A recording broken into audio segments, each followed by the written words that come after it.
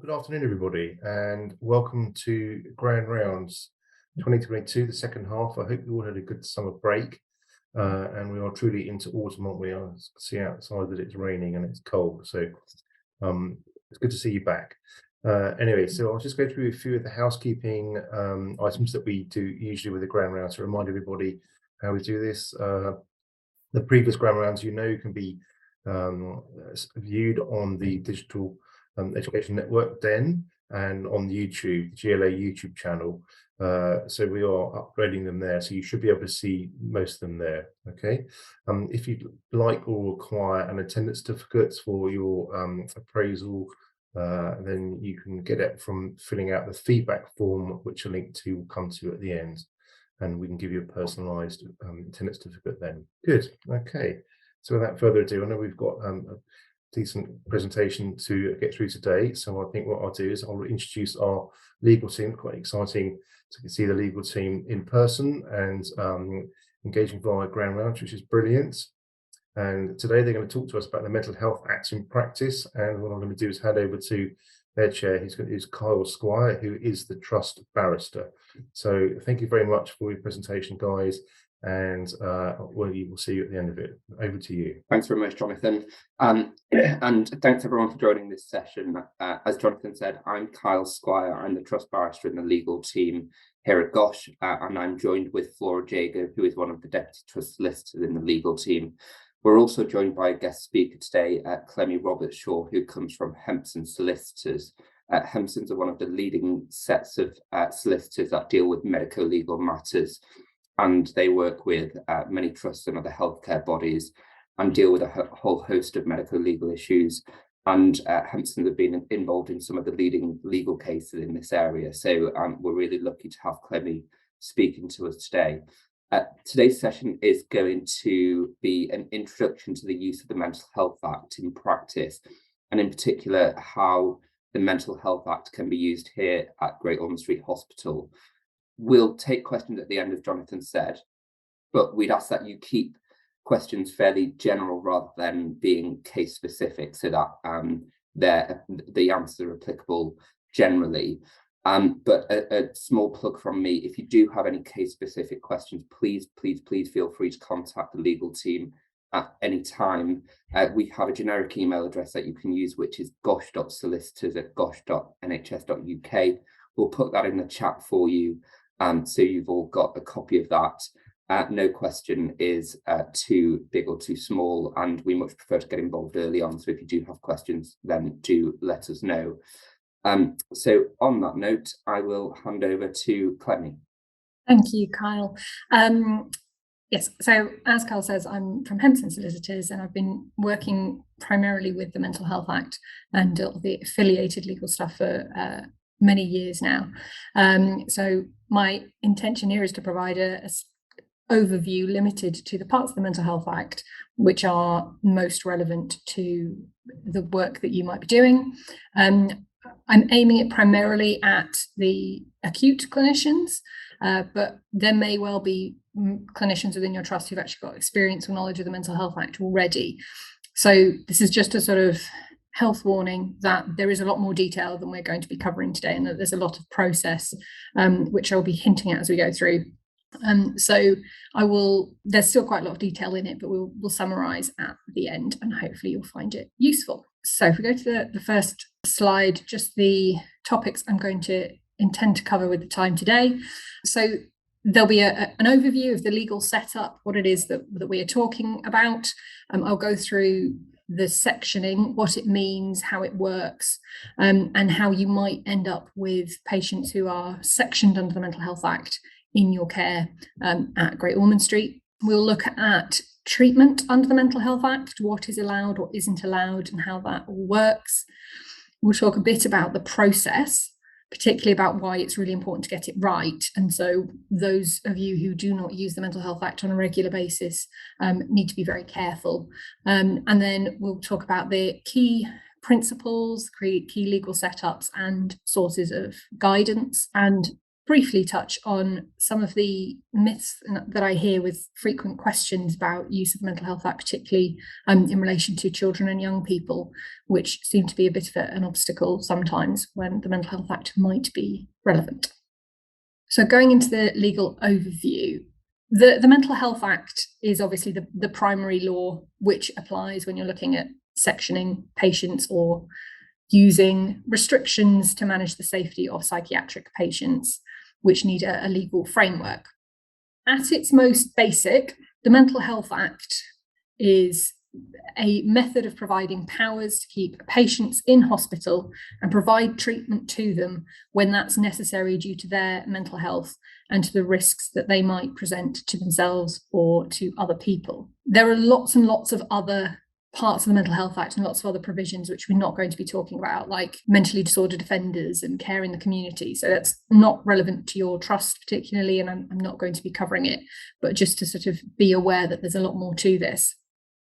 Sectioning, which is done under, well, in your terms, under Part 2 of the Mental Health Act, is a clinical tool, but it's a legal construct, sort of like marriage is about going through the legal process rather than about a particular material thing happening. So there's an awful lot of procedural steps which we will go through so that you can comply with the relevant parts of the Mental Health Act and therefore do things lawfully. The importance of this legal framework is to make the interference that needs to happen for some people who are mentally unwell to be lawful and to be an appropriate, minimum, proportionate interference with that individual's human rights. And I'm going to talk you through a lot of legal requirements and process, and there are a lot of important limitations and safeguards on this, because the only other mechanism in our society for people to be detained in this sort of way is where they are thought to have committed a criminal offence and they go before a judge. So the powers that are held by the relevant individuals under the Mental Health Act are really significant, and it's really important to recognise that the Mental Health Act contains powers and duties in terms of patient care, but also very important safeguards to balance that and to protect patients and those who might be associated with them. Lastly, just to mention, the Mental Health Act 1983 is still the sort of banner that is used, but there are an awful lot of mental health acts floating around. The significant one in 2007 is sort of referred to with the 1983 Act, and there have been more amendments to the Act that we use through lots of different laws more recently. And obviously it's evolved from historic, lunacy acts and things. So it's a kind of a living law, which changes quite a lot as new issues arise. And it's continuing to evolve. And the government, using the loosest possible sense, since it keeps changing, is looking to further evolve the Mental Health Act and particularly look to strengthen the rights of patients and the rights of their carers and to address inequalities in how the Mental Health Act is applied. But we'll be talking about how it works today. So as I say, the Mental Health Act has different sections. Sectioning that you might be dealing with, or you might see patients who have been sectioned, are under Part 2 of the Mental Health Act. There are consent to treatment provisions, which are what allow you to treat a patient who has been sectioned, even if they don't agree. They're under Part 4, and there are various other provisions under Part 10 that might apply to patients you're dealing with. The rest of it is probably not that relevant to you. You should bear in mind that there are related important laws, including the Mental Capacity Act, which particularly applies to those 16 and over, and is an important way of thinking about the way mental health systems work. And within that, there are deprivation of liberty safeguards, which may or may not be a term you've heard, the DOLS regime. That's being replaced by the liberty protection safeguards. And when that comes in, actually very soon now, that will apply again from age 16. So there are a number of different legal factors that need to be borne in mind when you're thinking about patients who've been sectioned. Obviously, there's stuff like the Human Rights Act and things like data protection rules, which are also applicable in terms of how it actually works. But we're going to focus on the Mental Health Act itself and the rules that are part of it, including guidance, particularly in the Code of Practice. That's a publicly available, you can just search for the Mental Health Act Code of Practice. And often if you're dealing with an issue obviously you should be going to your legal team for advice, but some of the answers are in the code of practice. And there's also been laws and cases that have happened under the Mental Health Act, which affect how it's interpreted. So it's a lot of law, and that's why if you are dealing with patients who've been sectioned, you probably need to let your legal team know and have a low threshold for seeking their advice. So the key part of the Mental Health Act is sectioning patients, which generally I would refer to as detention, but most people who are involved in it and in the public would call it sectioning. The most important thing for you to bear in mind is that your trust is not registered with CQC to use the Mental Health Act directly. So if you are dealing with situations where it seems relevant to you, you probably just need to make sure that the legal team are aware of that so they can gauge how frequently these types of issues are coming up. So you will not directly be sectioning people in terms of your patients in your trust. However, they may arrive with you having been sectioned somewhere else. So to explain the context and how sectioning works, if there is a suspicion that someone is suffering from a mental disorder and they need interventions which may be against their will in order to prevent them or others from coming to harm, then an assessment is arranged by something called an AMP, an approved mental health professional, usually a social worker. They and 2 doctors, and there are rules about which types of doctors and who can be involved in that, arrange an assessment to look at whether the legal criteria for detention are met. They also get some input from what's called the nearest relative of the patient, and more later on who that is and what their role is. But they will be identified by the AMP and consulted as appropriate. The main sections of any patients you might be dealing with are section 2 and section 3. That there are a lot of other sections that could be relevant, but these are really the 2 that you might be dealing with. Section 2 is an assessment section. So that's used when there is a concern that someone might have a mental disorder and they need to be assessed in the context of hospital care. And then there's section 3, which is a longer section when it is known that this person has a mental disorder. So it might be that someone is put on section 2, and during that assessment, it becomes clear they're going to need to stay in hospital longer and they do have a mental disorder, and then they might be put on section 3. Section 2 lasts for up to 28 days. Section 3 lasts initially for up to 6 months, but it can be renewed, unlike section 2. And some patients, unfortunately, are subject to section 3 for very long periods, many years. I list there some of the forms that have to be completed just to indicate it is complicated and easily got wrong, because you would need to wade through quite a lot of those forms in order to have someone legally detained. The criteria for whether or not someone can be detained, I've put here a simplified version of section 3 criteria, but they're similar between section 2 and section 3, are that the patient is suffering from a mental disorder of a nature and degree which makes appropriate for them to receive medical treatment in hospital, and that it's necessary for the health and safety of them or for the protection of others, that they should receive such treatment, and they have to be detained for that to happen.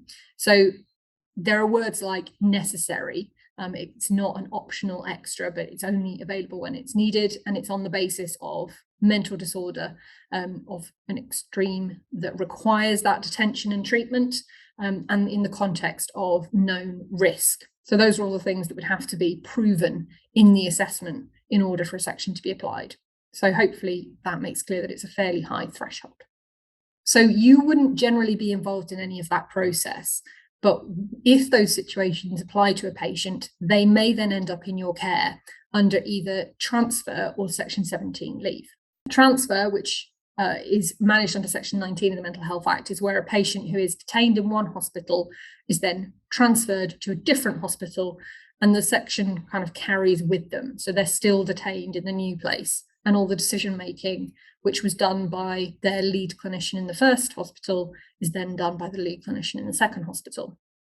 There's again some paperwork involved in this, which I mentioned because there isn't for the section 17 scenario. And if you were to receive a patient who is being transferred to your care, you would need to receive section papers with them. So hopefully it'd be fairly clear that that's what's going on. If that happens, all the responsibility for managing their section also would transfer to your trust. So you would then have responsibility for things like discussing the patient's rights under the Mental Health Act with them, and things like convening tribunals if they want to appeal against their section. So those are things which, because you don't have registration to detain people yourselves, you don't generally have those structures ready and in place. So essentially, you shouldn't be accepting patients being transferred from section somewhere else to being sectioned in your hospital. You need a lot of arrangements and oversight in place. However, you'll see on the next slide, you can accept patients who are sent to your hospital on leave. Leave is patients who are sectioned, usually under section 2 or section 3, being allowed to leave that hospital for short periods of time.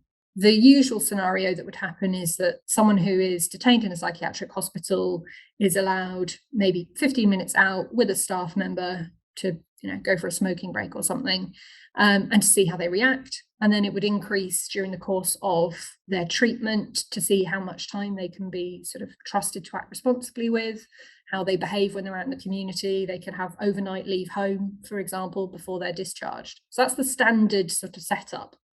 But when I say that they can be required to have a member of staff with them, the responsible clinician, who is defined under the Mental Health Act as the clinician with responsibility for their primary care, so that should be a consultant psychiatrist, that person can put any limits that they like on the Section 17 leave. So, for example, limiting where they go, how long they go for, what they do while they're out. And as part of that, it may well be that a responsible clinician allows leave for a patient who's on Section 3 to go from hospital A to your hospital with staff, for example, for a period of 6 hours, 7 days, whatever it is, on leave, but they're required to go to your hospital only. And in that situation, they're not sectioned to Great Ormond Street. They're still sectioned to their home hospital, but the limits that doctor has written will still apply to them. And they're still subject to section, for example, treatment rules. So this is the mechanism by which it would be appropriate for you to have psychiatric patients who are sectioned in your care. One of the provisions under Section 17 is that it allows for the patient to reside in another hospital.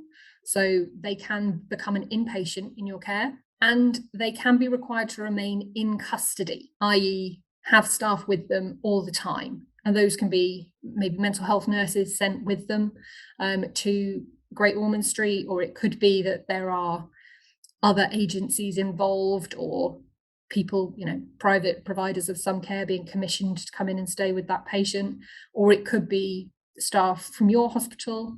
But either way, the trust that is sending them to you needs to make those arrangements and sort of give the authority to people to keep that person in custody. It does mean that you can put hands on them if you need to direct them or to keep them safe. So if someone is transferred to your care, or not transferred, sent to your care under Section 17, you would need to know what the parameters are of the leave. That responsible clinician, that consultant psychiatrist in their previous hospital, remains responsible for all of their decision-making under the Mental Health Act. So they could decide to end the leave and bring the patient back. They would still have responsibility for doing things like renewing the section if it's going to run out while they're here, or they would have responsibility for certain decision-making in terms of treatment. But more on that in a moment. Their section continues, so they still have rights. It would be with the other trust to give effect to most of those rights, but you might want to have some familiarity with some of the key provisions of the Code of Practice if this is something you're going to be dealing with. But safeguards, like if they ask for a tribunal, their home trust would have to coordinate a tribunal, and they would have to do things like renewals, and they need to look at the treatment powers.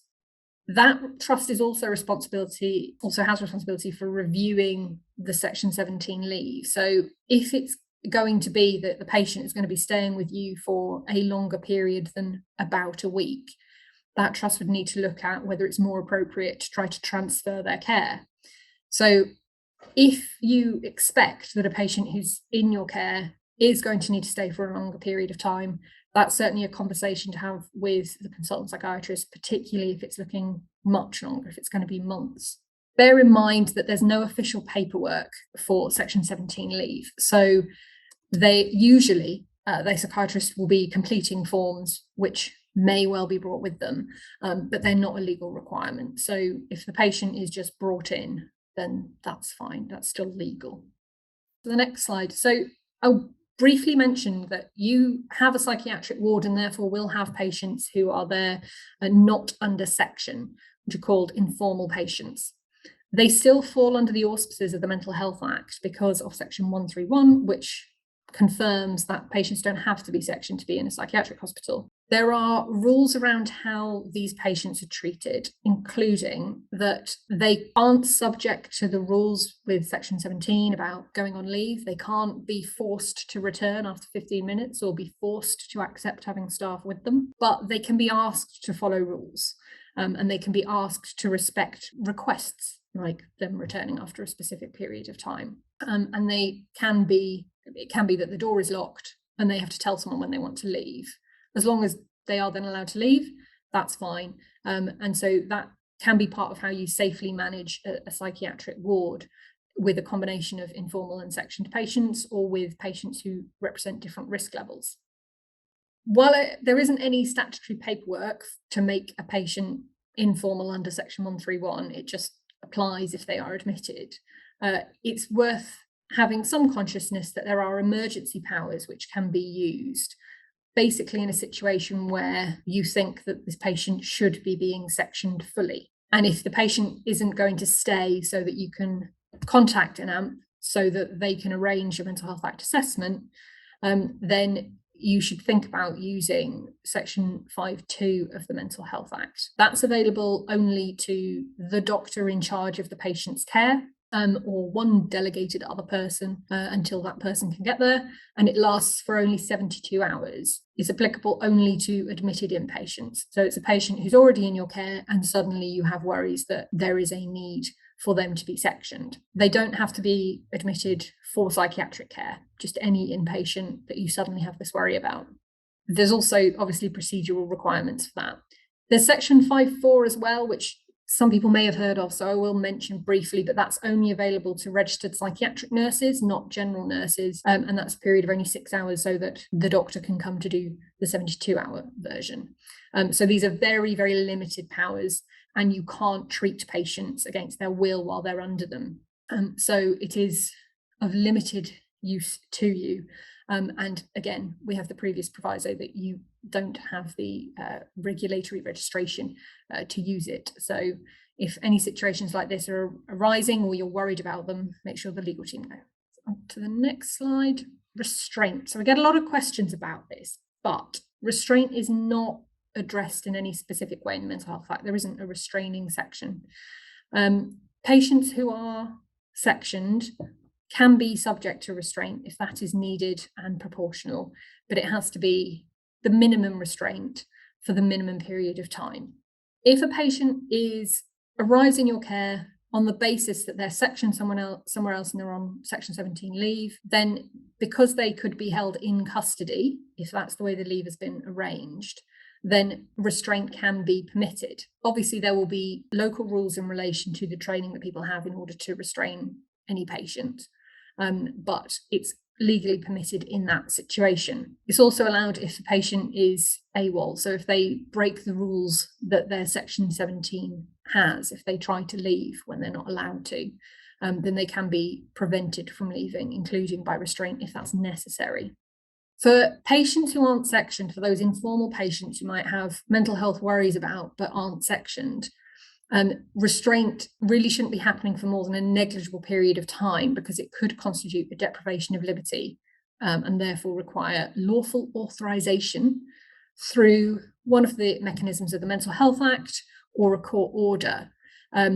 However, there may be different situations that apply, and again, it would need to be individual.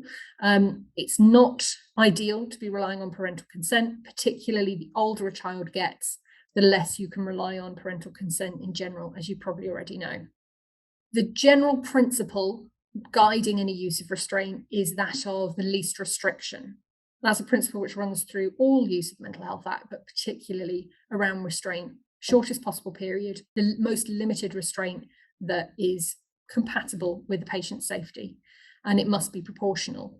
So if there is an episode of restraint, there needs to be very good recording of why that happened, why it was necessary, how it was managed.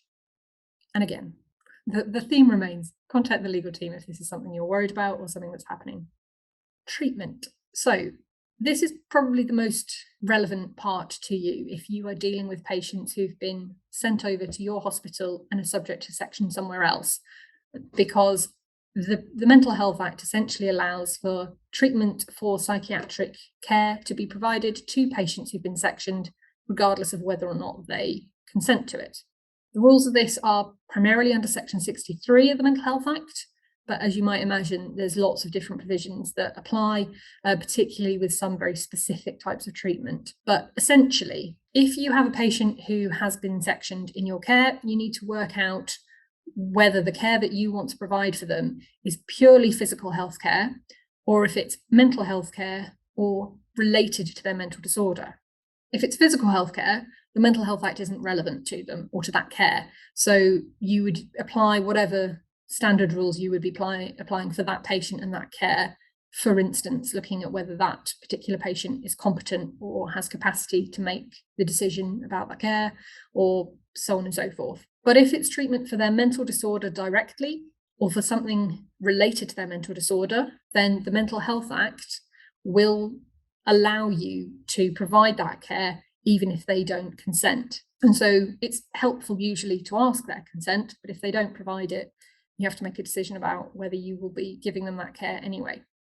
The care that you're most likely to be dealing with in that scenario, it may be that you have a patient who needs to keep taking their routine medication, but more particularly, you might be providing physical care which is related to disorder.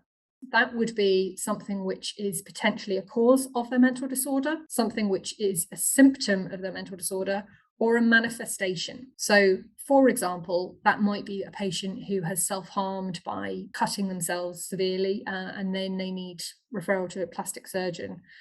That could be covered by Section 63 of the Mental Health Act. Or it might be that it's the effects of self-neglect or harm that they have been vulnerable to from others. So there are quite a lot of situations where physical health care can fall under the auspices of the Mental Health Act, but it can be, there aren't any sort of very clear-cut lines on that. And if you're not sure, then you will need to get advice. There are, of course, rules and procedures about how to provide this sort of care to someone without their consent. Generally, the principle is the first 3 months someone is sectioned, whether that starts on Section 2 or not, it's 3 months. Psychiatric treatment, that is for their mental disorder or its causes, symptoms or manifestations, can be given without their consent as long as you fill in the right forms. After that 3-month period, treatment can still be provided without their consent, but you need the sign-off from what's called a SOAD, which is a second opinion doctor, but with specific approvals through the Mental Health Act. And they, again, can be arranged externally. They need to be an independent doctor. There are specific rules, so I would not imagine that anyone in your trust is providing ECT to the patients, but I don't know, maybe you are.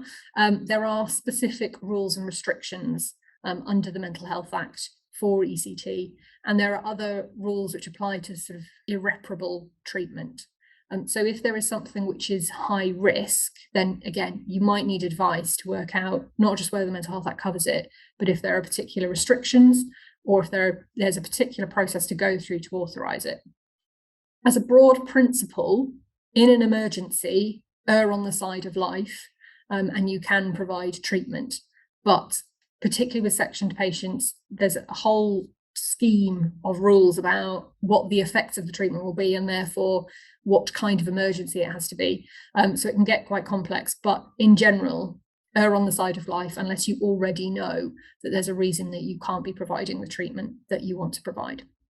And again, a list of forms just to indicate that it is quite complicated, needs to get wrong. 6 different forms depending on the type of treatment, the competence of the patient, whether they consent and what age they are. So again, you may well need guidance if this is something that you're dealing with, and you should alert the legal team. Unfortunately, that was probably the interesting part. The process. It's really important that all of the procedure is done right. Unlike most aspects of anything you deal with in clinical care, small errors can cause big problems when you're using the Mental Health Act. For example, if you're completing one of the forms that I've referred to and you put the wrong date on it, that could make the whole sectioning process unlawful. And then there can be all sorts of negative consequences. So the process of sort of form filling is very important, but so is what happens to those forms. Is the patient informed in the right way with the right information? Is the form handed to the right person? And when does that happen? Because sometimes the time periods that you're looking at, sometimes they start when you complete a form, or when you put the form into the internal post, or when it's looked at by the right person. So there's an awful lot of process there, which is one of the reasons it's quite risky for those who don't use the mental health that often to do it on a one-off at some point if they don't have the right support and advice.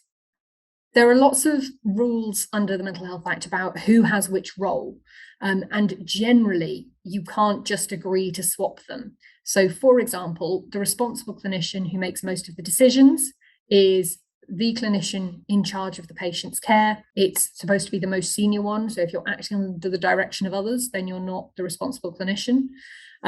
So there can be challenges sometimes around working out who can make this decision, and can it be delegated to a more junior doctor who will be on the ward at the time. Also, the nearest relative, and we'll get to that in more detail, but it sort of works like if someone dies without a will, there's a specific order we have to go in to work out who is the nearest relative for this person. You don't have to work it out, the AMP does that, but it's worth bearing in mind that a patient's family member saying, I'm the nearest relative, doesn't necessarily mean that they are. The other quirk to bear in mind is that the Mental Health Act talks about the hospital and the managers of the hospital, and both of those terms refer to the trust as a whole corporate entity. So, for example, you have to complete a form and then submit it to the managers. There would need to be a process for you to know when that has been passed to the managers. The process for sectioning and getting that assessment done is that you would make a referral to the AMP service run by the relevant local authority, and then they convene the assessment. That is a process which can take a long time, particularly if the patient is known to be somewhere safe in the meantime. So sometimes that would happen within a few hours. Sometimes it can take a few days for the AMP to attend, as well as the independent Section 12 approved doctor, as well as a previous medical opinion, which might come from you, or it might come from a patient's GP, or it might come from another clinician who, another doctor who has had some interactions with the patient and can form a view on whether they have a mental disorder of a nature and degree, and whether there are risks to themselves or others. But if through that process, the AMP and the two doctors agree on the detention, and if the engagement of the nearest relative doesn't prevent it, then the sectioning process can be completed through the AMP and the detaining trust, which of course wouldn't be yours. They will process the paperwork, and then when the patient arrives at the place that they're being detained, that's when the section will begin. What happens if this process does not work correctly? So first of all, obviously there's a risk of harm to the patients. It may be that if someone isn't sectioned when they should be, that they come to unnecessary risks, or that there are delays in the care that they should be receiving. It could be that if someone is sectioned incorrectly, that they are given care which they shouldn't be having, or there's no legal basis for. There can also be significant harm to the rapport between patients and either the individual staff members involved, or in general with healthcare services or with the NHS. And that's not, I mean, that's a risk in any of these scenarios, really, even if you do everything perfectly. But if someone is told that they've been sectioned and then told it hasn't been done right, and they're not really sectioned, that might severely hamper their trust in services and the messages they get from others throughout their care. As you may know, the decisions taken by the NHS and its staff are public law decisions, which means that they can be challenged by patients or families or others by judicial review, which means there's a level of legal scrutiny which you could be subject to that you wouldn't as a private individual. The threshold for that is very high, so it's not something to worry about, but it's another potential pitfall if things do start going wrong. Unlawful detention is a very lawyery term, but if someone is locked up when they shouldn't be and the right paperwork isn't completed in the right way, or the decisions have been really flawed, then obviously someone could be unlawfully detained, which essentially means they've been sort of kidnapped. And that becomes a risk, obviously, in terms of their own harm, but also in terms of a potential claim against the trust for locking someone up. There are obviously regulatory issues, particularly for the whole trust, if you start thinking you're sectioning people when the trust isn't registered to do that, but also for any individuals who, again, think that perhaps they can just go around saying people are sectioned, like, Donald Trump thinks he can go around just making documents declassified. So there is individual and group consequences if this is really wrong. And obviously there's always a harm of reputational damage if the wrong decisions are being made in the wrong way and paperwork isn't being done completely. So it is important to obviously get this right. How do you do so?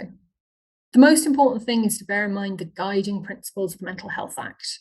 They should apply throughout psychiatric care and throughout all care of patients with mental health issues. They can be found in the Code of Practice right at the beginning, which is a broadly quite useful document. It has sort of scenarios and things, and it's written in lay language rather than legalese. First guiding principle is the one I've already referred to, that of least restriction and maximising the independence of patients.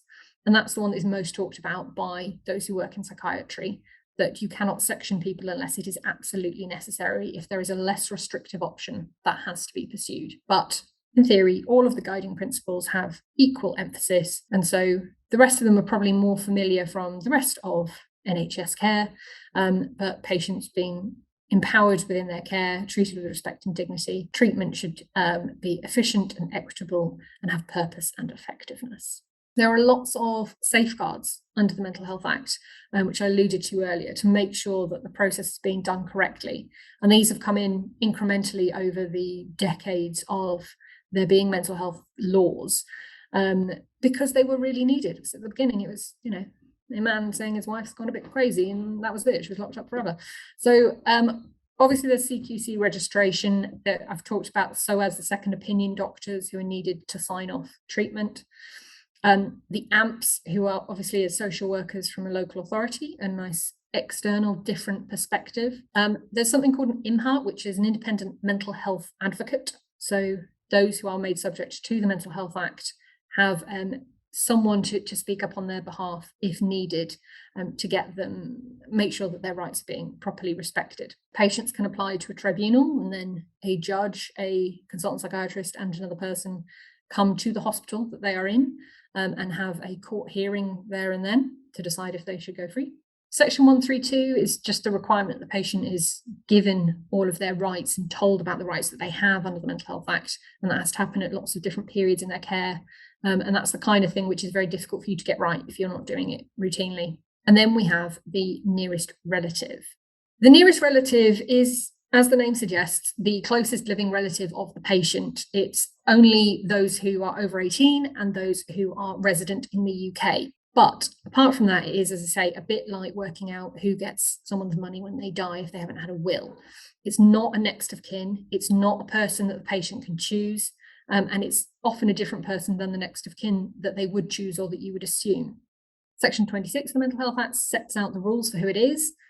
For children in your care, it is most likely to be one of their parents or similar, depending on the arrangements, particularly around them, particularly local authority, if they are involved. And within the category of parents, it will be whichever is older. But it may be that if there are no parents over 18 resident in the UK, actually, I think they don't have to be over 18 to be a parent that has NR rights, but anyway, if they're not resident in the UK, they are treated as though they are not alive, and it might then be a grandparent or sibling or something, but it's only one individual who has the rights of the nearest relative.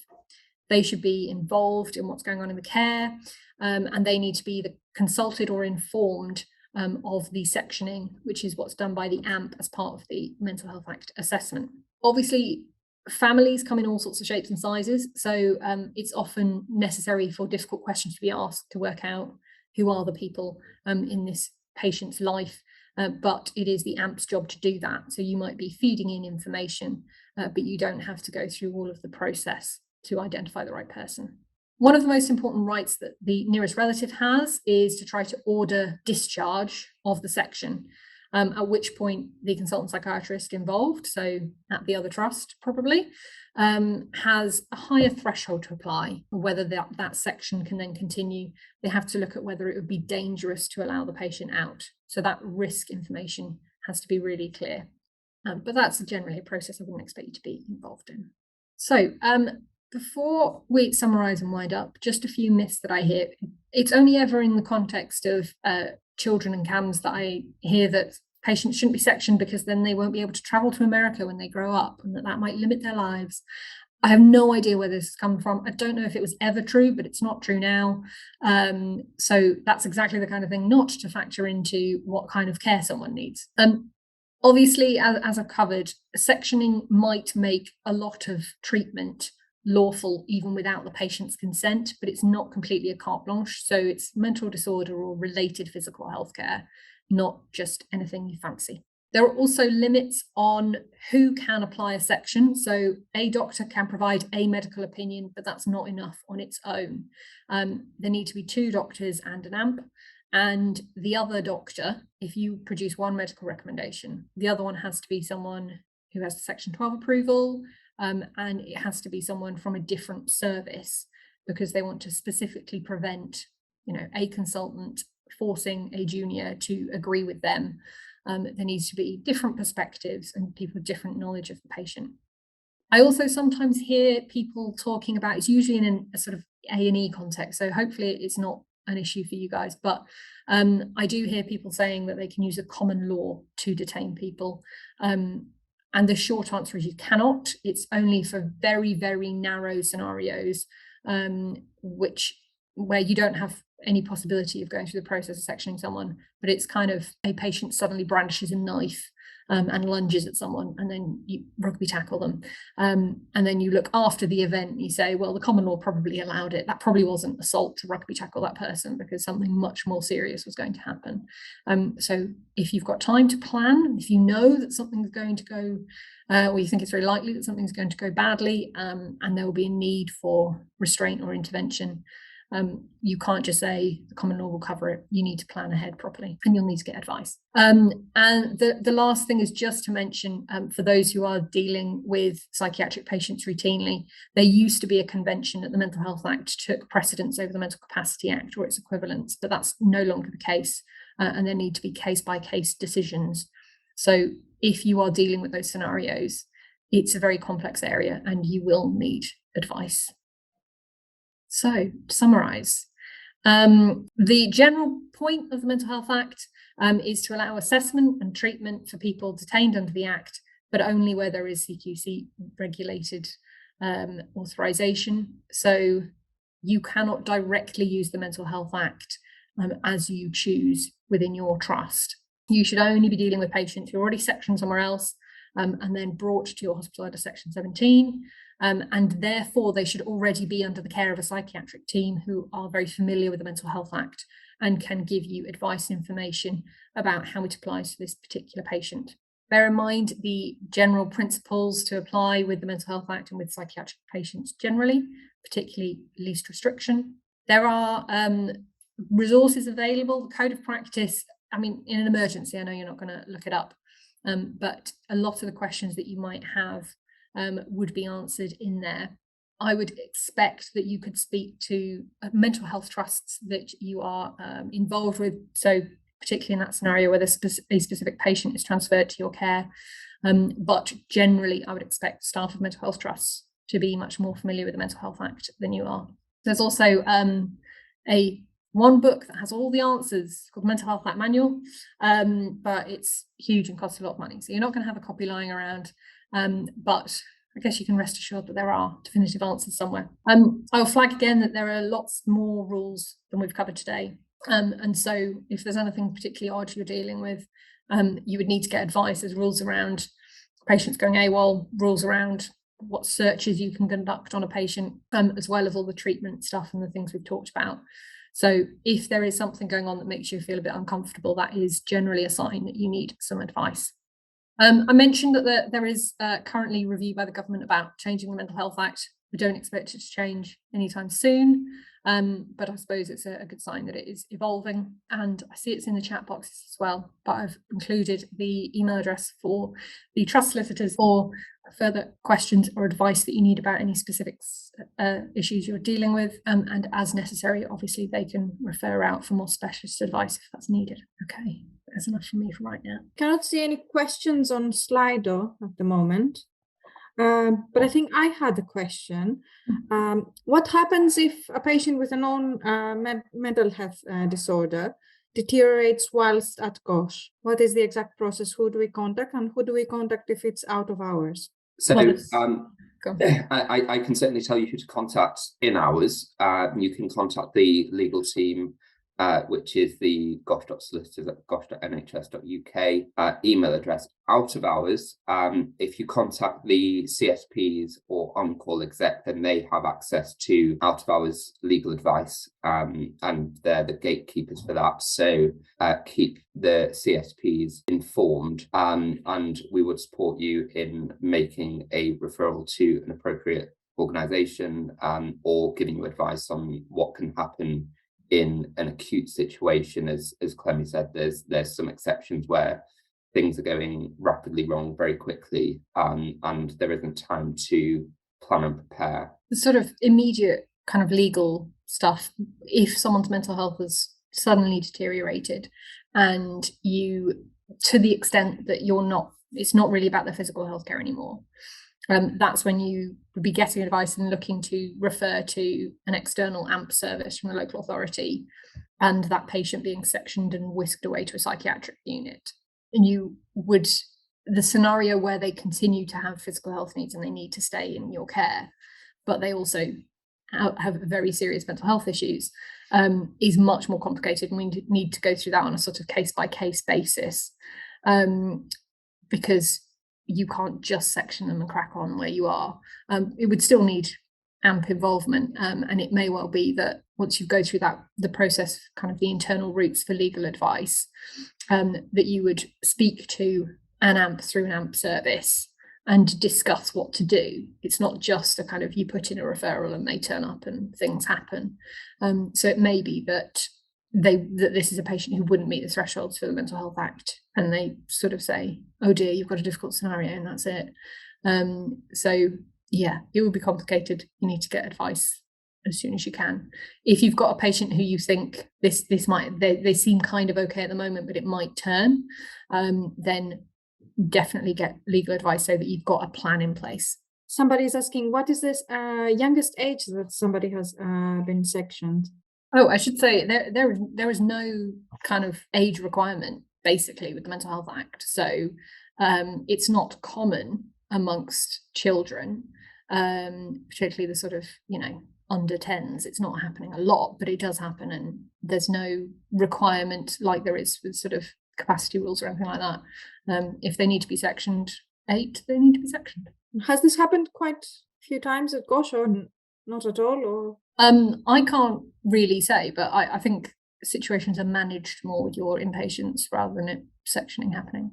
Yeah, certainly. As Clemmy said, we don't have CQC registration to use those sections of the Mental Health Act, so we don't section patients, but we certainly do have cases where we have these types of issues which arise, and so we will look at the various different options that we can use to treat the child, or in some instances restrain the child if that's what's necessary, and they might include referring to another service, or they might include using different aspects of the law which can sometimes allow us to restrain children. I see that one of the other questions is for section patients. If the referring trust is responsible for the patient, are they responsible for providing safe staffing, i.e. should staff come with the patient?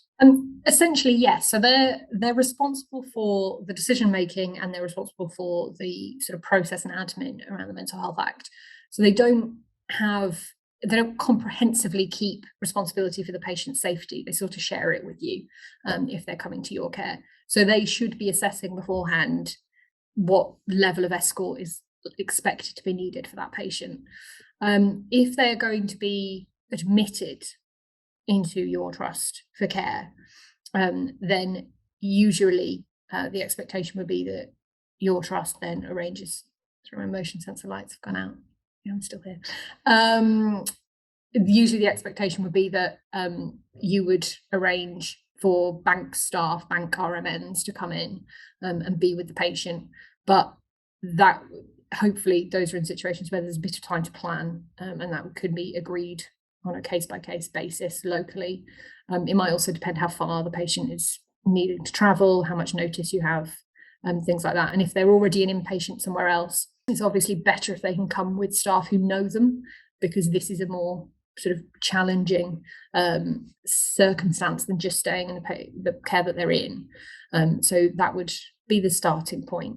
So thank you for today. It has been a very interesting presentation, and it's really good for us to know what's happening in the legal part of what we are doing on a day-to-day basis. And hopefully we won't need to section anyone.